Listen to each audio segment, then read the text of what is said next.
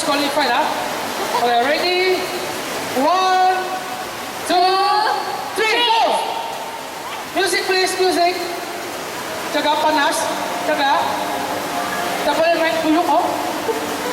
Mesti mau makan di depan audience. Ya, terus minum cepat, cepat. 1, 2. Angkat tangan, siap, angkat tangan. Itu dia. Siapa nama? Brandon. Tengok dia badan kecil tapi mulut besar juga.